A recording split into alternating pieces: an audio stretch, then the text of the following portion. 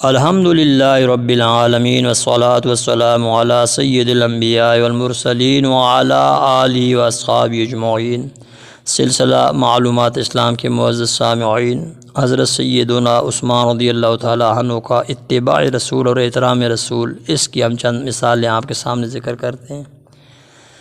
ایک دفعہ رات گئے ہوئی اتری سرکار صلی اللہ تعالیٰ علیہ وسلم نے آپ کو بلوایا، آپ آئے اور وہ وہی لکھ دی۔ بیعت رضوان کے موقع پر نبی پاک صلی اللہ تعالیٰ علیہ وسلم نے اپنے ایک ہاتھ کو بلند کر کے دوسرے ہاتھ پر رکھا اور فرمایا کہ یہ عثمان کا ہاتھ ہے، میں عثمان کی طرف سے بیعت کرتا ہوں۔ حضرت عثمان رضی اللہ تعالیٰ عنہ نے اس ہاتھ کو کبھی بھی، جس ہاتھ کو سرکار نے اپنا ہاتھ قرار دیا تھا، شرمگاہ سے ٹچ نہ ہونے دیا۔ ایک دفعہ حضرت عثمان رضی اللہ تعالیٰ عنہ نے مسجد نبوی شریف کے دروازہ میں بیٹھ کر بکری کا گوشت کھایا، پھر تازہ وضو کیے بغیر آپ نے نماز ادا کی اور صحابہ کرام کو فرمایا کہ سرکار صلی اللہ تعالیٰ علیہ وسلم نے اسی جگہ یہاں ایسے کیا تھا۔ ایک دفعہ عصر کی نماز کے بعد حضرت عثمان نے سب کے سامنے وضو کیا اور فرمایا، لوگو، حضور پاک صلی اللہ علیہ وسلم نے بھی اسی وقت یہاں ہی ایسے کیا تھا۔ ایک دفعہ جنازہ دے کر کھڑے ہو گئے، فرمایا کہ لوگو، حضور پاک صلی اللہ تعالیٰ علیہ وسلم بھی ایسے کھڑے ہو گئے تھے۔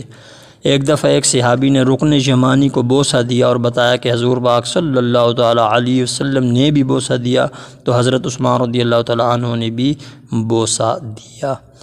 جود و سخا، صبر، حیا، تلاوت قرآن، حج بیت اللہ، قرض دینا، قرض معاف کر دینا، رشتہ داروں سے حسن سلوک، شب بیداری، غلام آزاد کرنا، ان سارے امور کے نبی اقدس صلی اللہ تعالیٰ علیہ وسلم نے ترغیب دلائی۔